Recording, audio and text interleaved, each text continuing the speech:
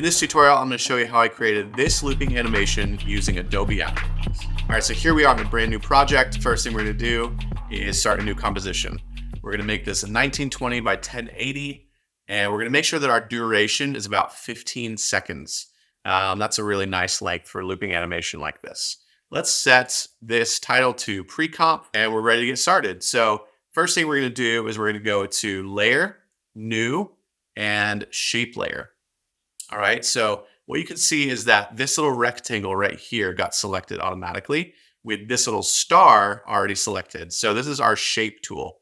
And if we double click this rectangle, it's going to create a shape layer based on the dimensions of our comp that we've already created. So you can see that when we double click that, we have this new shape layer that pops up. And we've got this really cool little handle here where we can create this sort of interesting thing. Now, if that doesn't pop up for you automatically, it's probably because you need to go to Fill and make sure that Radial Gradient is selected. The default is going to be solid color, or maybe linear gradient, or maybe nothing. So make sure that Radial Gradient is selected here and hit OK. And then what we can do again is just control these handles, and it's kind of really fun to play with. I'm going to kind of pull this out until it's sort of on the outside. Like, I don't like it where you kind of see that edge. Even though that could be a really cool effect, but I'm going to pull this out a little bit further. And rather than changing the colors on this layer itself, even though we could by clicking here and then changing the colors of this, but because we're sort of building something with a lot of layers to it down the road, I want to make sure that this is a little bit more easy to control when we get further into the project. So I'm going to go back to our black and white. And instead, we're going to create a layer, new adjustment layer. We're going to go to tint in our effects and presets. So you just click over here, hit tint, drag this over. And now you can sort of see that we can create a map for this layer specifically without having to go, down into the rectangle and, sort of do all this. It's just going to make it easier for us to control things down the road, right? So what we're going to do is change this black. I want to go with sort of like a deep blue, almost like a nice sort of navy. And then our white, we're going to go with sort of like a sea foam, something kind of nice, maybe a little bit more green in there to get a little bit more complementary action going there. And that's feeling pretty cool. We can hit OK. Really liking the way this is feeling. The only thing I think we might want to do is just sort of stretch this out a little bit further, but let's just start here and kind of move on. So next thing we're going to do is we're going to go back to our project. And essentially the goal of this next step is going to be to duplicate this layer like 100 times, literally. All right. So rather than doing it all within this first composition that we created, if we were to do that, we would be dealing with 50, 100 different layers that if we want to change the color or the dimensions or the size of the gradient, we would have to do it for all 100 layers all at the same time. And it would kind of overwhelm our system. It wouldn't be the best for sort of the whole project. So instead, what we're going to do is take this pre-comp, we're going to drag it into a new composition, and we're going to label this final look. All right. So now we're nice and neatly organized, which is always helpful for projects like this, even though I usually suck at it. And we're going to double click on this final look. And here we have our pre-comp, right? Easy peasy, same exact thing, nothing special. But we're going to turn on this 3D layer toggle. And this is going to come in, this is going to be very important for the next few steps. So make sure that this is on, right? And the next step is we're going to essentially duplicate this like 100 times. So we're going to hit Command D, and we're going to hit Command A to select those, Command D again, Command A, Command D, Command A, Command D, et cetera, until we have a ton of layers. That should be good enough. That's 64. Let's start there. 64 layers should be totally fine, right? So nothing special still because they're all just stacked right on top of each other. But keep watching because you're going to see how this all transforms in just a second. All right, so we're about to start sort of shifting things back and forth in space because of that 3D toggle being on. But in order to see the results of what's actually happening, we need to go back to our pre-comp. And we need to set a mask so that essentially the middle of it is kind of cut out. And we're getting that border that we can then repeat and sort of see that sort of frame get built over time. So we're back in our pre-comp here. We've got our final look with everything. And then back in our pre-comp, just selecting what's going to be affected here. And we're going to use the rectangle tool again, but rather than having it on the shape layer setting, we're going to set this to mask. All right.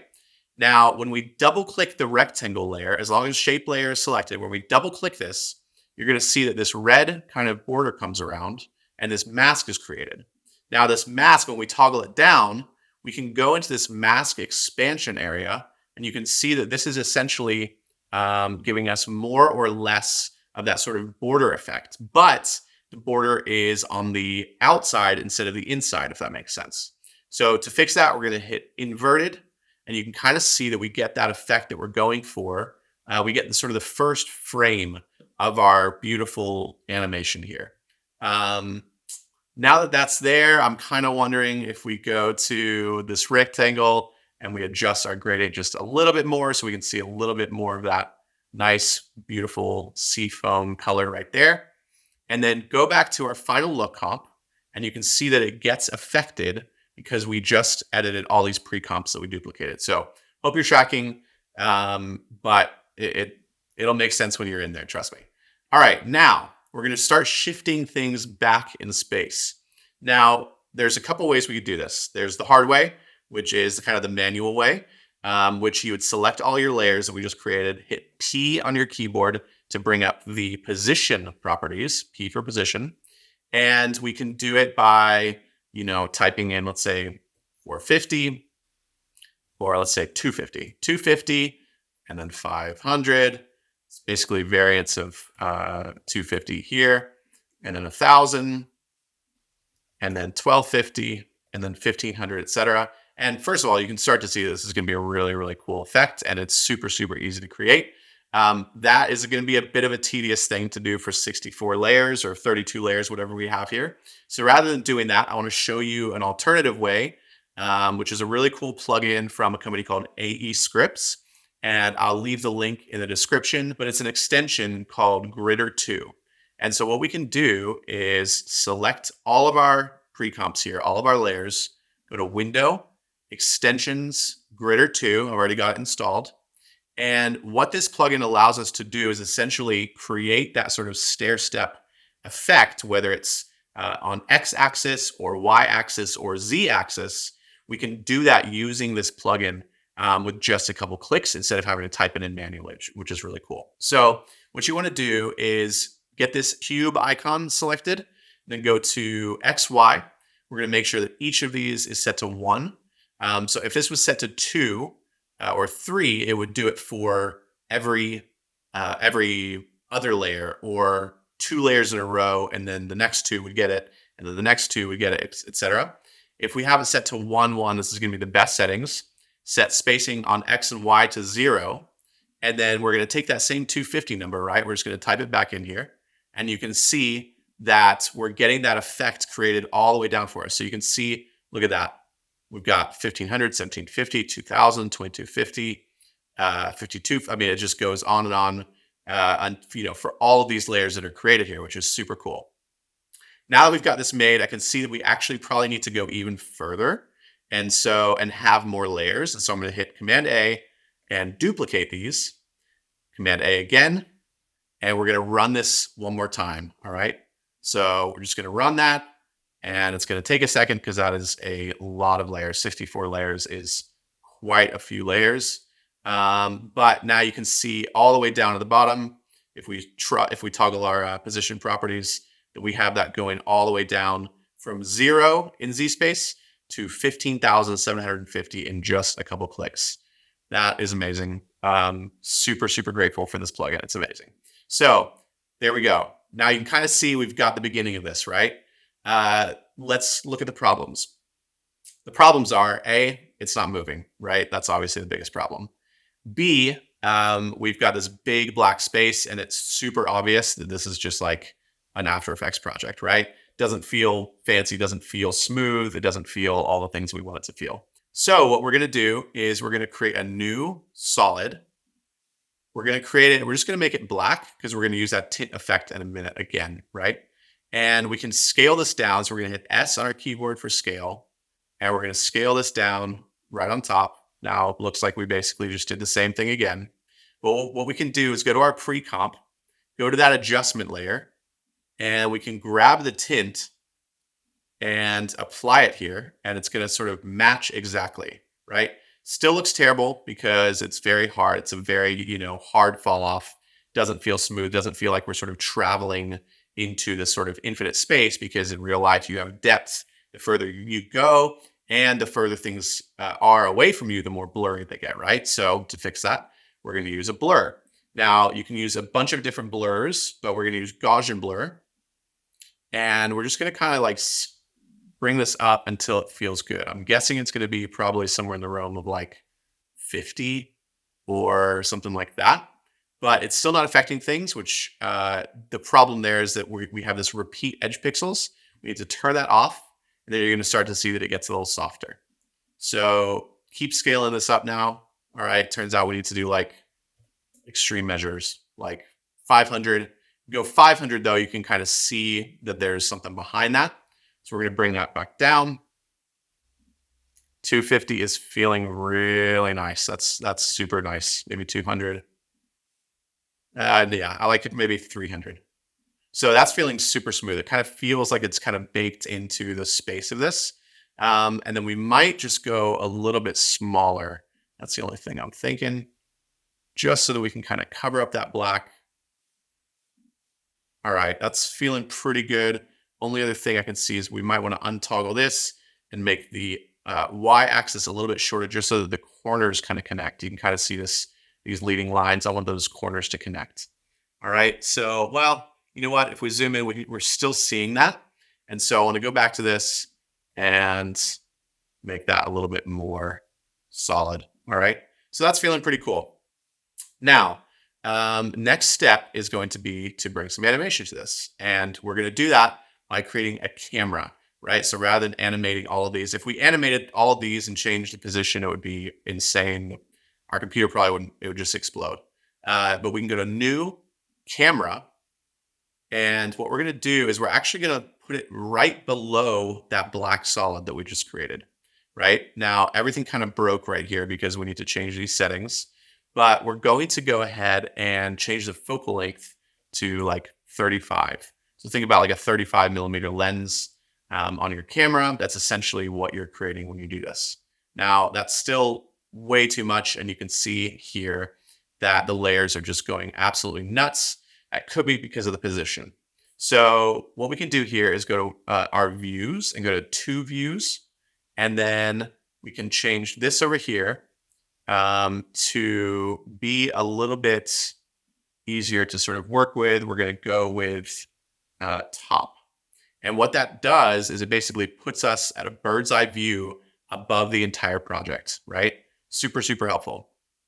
Now, if I go to my camera settings and go to the position properties, we can see that if we pull this back, first of all, you're starting to see the animation on this side, right? You're starting to see the beginnings of what's going to happen, which is super, super awesome. But the problem is that when I pull it back to get where I want to be, it kind of flips around. And to fix that, what we're going to do is we're going to set it back to this position. We're going to toggle down our camera settings, and we're going to go to point of interest, and we're going to drag this point of interest basically until the end. And so I think earlier we said it was like around 17,000, something like that. So we're going to go ahead and type like 25,000, just so that it's way past our project. And you can kind of see that that point of interest is now shifted there. All right. We turn this off for a second, just so we're not kind of getting confused of where we are. And it's still just feeling absolutely crazy. So we need to shift our position way back now. Let's go like negative 10,000. And then I just realized what was happening. So these problems you're going to run into when you're creating stuff. This is just how life works. So even though I could edit this and fix it in a tutorial, it's kind of cool to be able to see these little errors and kind of figure out how to fix them together. So what we're going to do is we're going to go back to our camera properties by double clicking that layer. And what I'm realizing is that the depth of field is on, which is, I believe, what's causing this issue. So we're going to undo that, and immediately now you can see that we have a lot more clarity in this image, because it turns out the depth of field, I guess, was from a different project, and it was set to some insane blur level. Let's maybe do, I guess we could keep it on, but just maybe go way less insane. So yeah, but you know what? No, it's just going to be hard to work with. So let's leave it off. And that's feeling pretty cool. So let's kind of experiment with this because we are getting some gaps. Um, you can see when we go like 24 mil, what happens is essentially what happens with a real camera again, where you get less compression. So compression when it comes to cameras is essentially almost like the perceived distance that happens. So when you have something like an 8 millimeter lens, you're getting such a wide angle view. You're getting sort of a giant range where you can see everything from like my pants to the speakers to the ceiling to my face, but everything's kind of flat. It almost takes this space and it kind of wraps it around into a two-dimensional space. Whereas if we go the opposite way, and I can't bend my arms this further back, but essentially if we go the opposite way and we kind of create this like 50 mil, we go from here at 8 mil down to this like 50 or 100 or something like that, kind of compresses the space. And so when we do, make that adjustment and we go to, let's say 40 mil, still not enough because we see this black line right there. Let's do it one more time and let's just go with our standard sort of 50 mil lens. And all of a sudden, all of our problems kind of disappear and we have this beautiful looking situation. And so now when we adjust our position on the camera, you can kind of see it here moving back and forward. We're going to go this way. Let's go like negative 2000. And we can probably go like negative 5000. Okay, so that's too far, obviously. Kind of want to start with this first frame filling the screen. But now that that's there, we can actually turn this black back on and you kind of get our illusion back, right? All right, so now let's go ahead and create the motion for this, right? The camera's not moving. It doesn't feel interesting. We want to kind of push down this sort of infinite tunnel. And so we're going to do that by using a keyframe on the position properties of our camera. It's more specifically the Z position properties. And the best way to sort of set up a loop is we're going to kind of zoom into this a little bit further. And we're going to make sure that our Z position is kind of set up where you kind of see that this frame down here, you can barely see a sliver of it.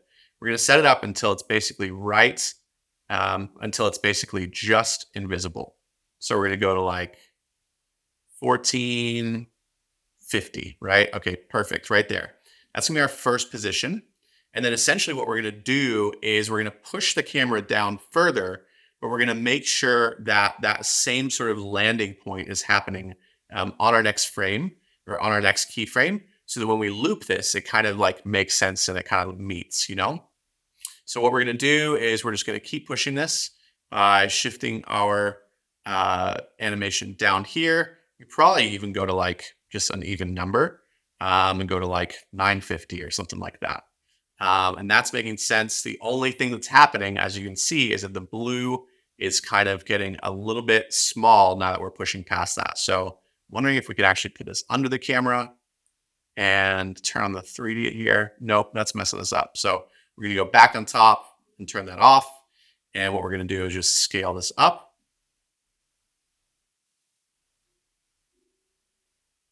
Okay, so that's feeling pretty cool. But let's make sure that our animation actually makes sense.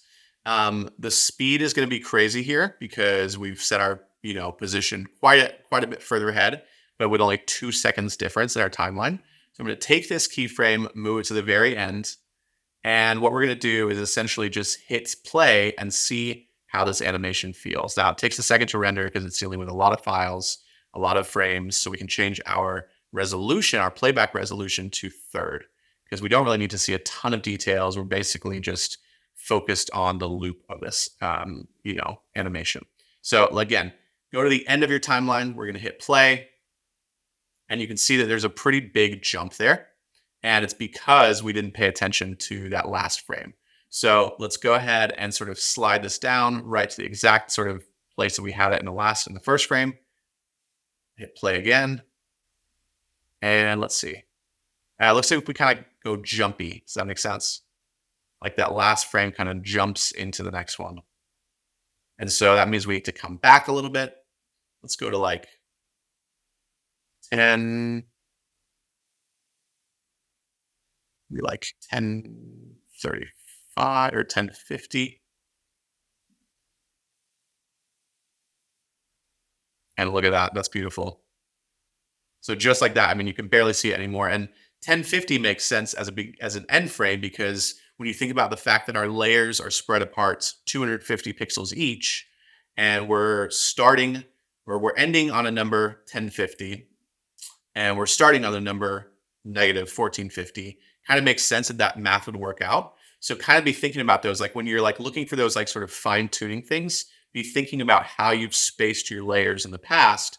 If it's 100 pixels versus something that ends in a 50, you might just be working with hundreds, right? You might be going from 0 to, 1,000 on your move versus like a negative 1450 to positive 1050. So again, let's just play this back, and that is feeling really, really smooth as far as the animation goes. There's a couple things that I'm noticing that I would love to kind of just fix and kind of take to the next level. First of all, I feel like this black solid is pretty big. So we're going to see what we can do to just scale it down a little bit further. That feels a little bit more balanced. I like that composition. Second thing that I'm noticing is that we get kind of this weird uneven cutoff. And so even though we have a perfect mask in our pre-comp, we're sort of losing, and I'll go to one view here, we're losing the sides. And so the sides hit first before the top layers. And I'm not crazy about that. Now, again, if we were using 100 individual layers with those masks, we'd be dealing with 100 something different masks. But because we have this set up with a pre-comp situation, we're going to go back to that pre-comp, and we can actually basically just work on the mask itself. So we're going to take this mask, and we're actually going to go. We're going to take this mask, and we're actually going to sort of.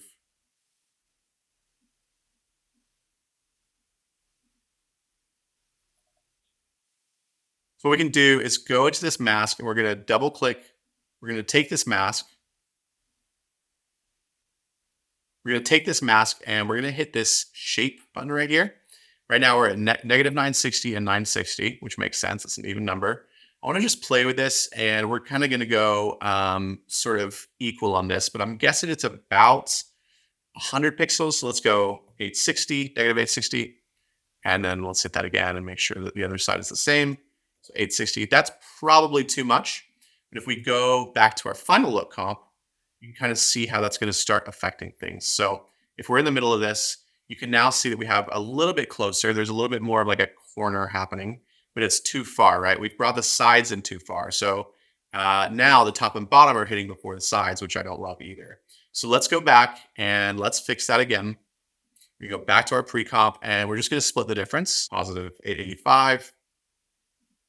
And we've got something, is it there? Yeah, that's good enough. We're not going to notice anything past that. All right, so that's feeling super, super nice. Again, I feel like we can just scale this down a hair. Maybe raise height just a tiny bit. But that is feeling pretty sick. All right, so there you have it. I am super excited about the way that this turned out. I love animations like this. This specific animation we created for our company called Sunday Screens, which offers high quality modern worship visuals to churches. But what I love is that you can create something like this and customize it almost infinitely to create so many different types of visuals for so many different types of purposes. It would mean a lot if you like this video and subscribed. And until next time, happy editing.